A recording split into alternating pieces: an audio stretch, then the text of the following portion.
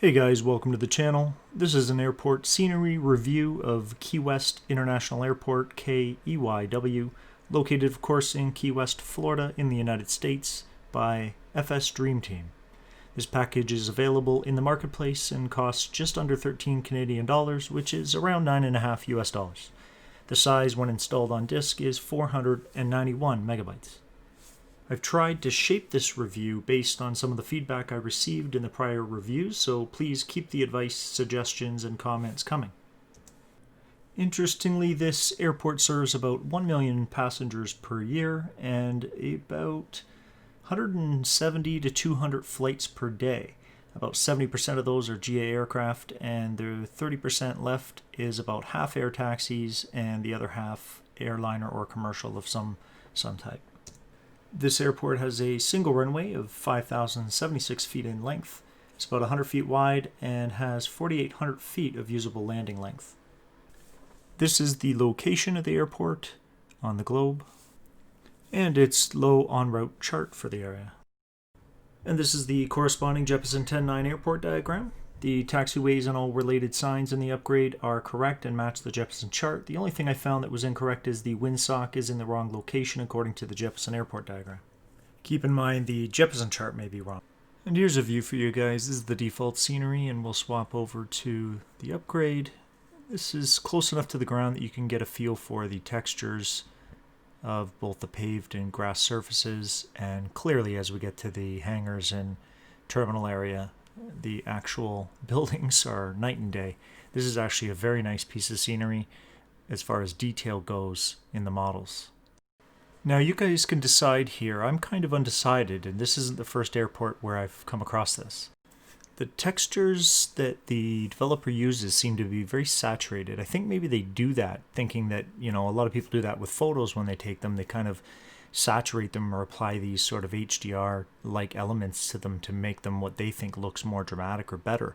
But I don't necessarily think it makes it look more real. But maybe it's that particular area of Key West.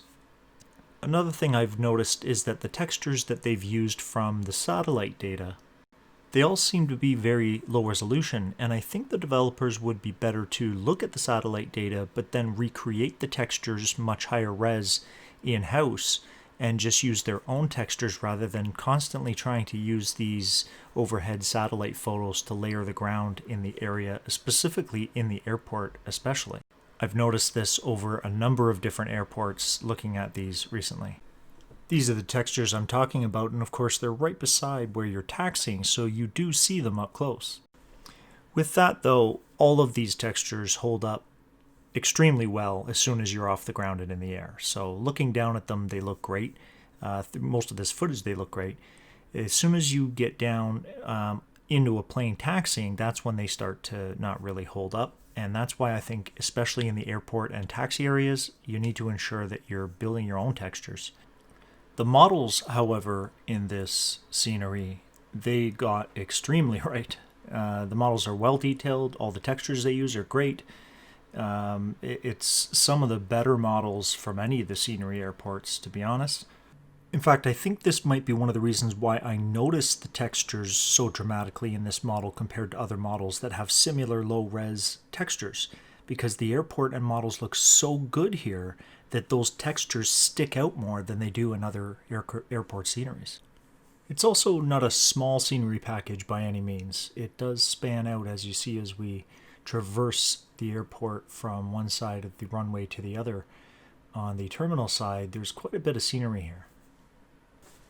I should also mention that the scenery doesn't extend outside the airport boundaries at all that I can find. So everything you get is within the airport boundaries, and you have autogen scenery from Microsoft in a non-photogrammetry area that sort of comes right up to the boundaries of the airport. So that can be something to consider. That's obviously not the fault of the developers of the scenery package, but it is something that I felt I should mention. And last but not least, the part in Microsoft Flight Sim that never disappoints is the night flying. This is the default at this airport, and this is the upgraded night lighting that you get. I haven't seen a single package from any of the developers that the night doesn't look just incredible compared to the stock night lighting, which in my opinion is already great. I think from what I've heard in this respect, Microsoft has given the proper tools to the developers to allow them to do this type of night lighting pretty easily. So that's probably why we're getting such great products from everyone.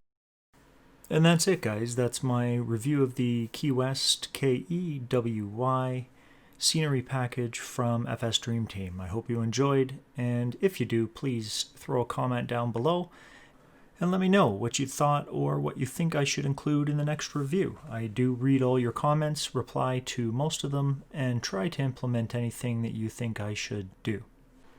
Take care, guys, and hope to see you in the next video.